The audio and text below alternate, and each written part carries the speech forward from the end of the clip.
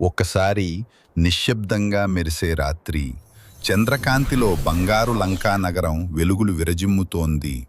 పిల్లలారా, ఆ అద్భుత నగరంలోకి ఎవరో చేరబోతున్నారు. తెలుసా ఎవరు? అవును, మన ఆంజనేయుడు. కానీ ఈసారి చాలా చిన్నగా, చిన్న జ్యోతిలాగా మారబోతున్నాడు. ఇది ఏ మాయ తెలుసా? అనిమసిద్ధి. చూడు చూడు, అతను నెమ్మదిగా చిన్నవుతూనే ఉన్నాడు. పెద్ద కోట గోడలు ఇప్పుడు పర్వతాల్లా కనిపిస్తున్నాయి. కానీ హనుమంతుడికి భయం లేదు. ఎందుకంటే అతని హృదయంలో రామనామం ఉంది. చిన్న వెలుగులాగా మారి నిశ్శబ్దంగా ద్వారం లోపలికి జారుకున్నాడు. గాలి మృదువుగా వీచుతోంది. దీపాలు మసకగా మెరుస్తున్నాయి. ఎవరూ గుర్తించకుండా అతను ముందుకు సాగుతున్నాడు.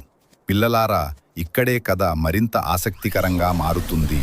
లంకలో అతను ఏమి చూస్తాడు? ఎవరిని కలుస్తాడు? సీతమ్మను ఎలా కనుగొంటాడు?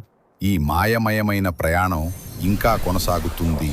మనం కూడా హనుమంతుడితో పాటు రండి.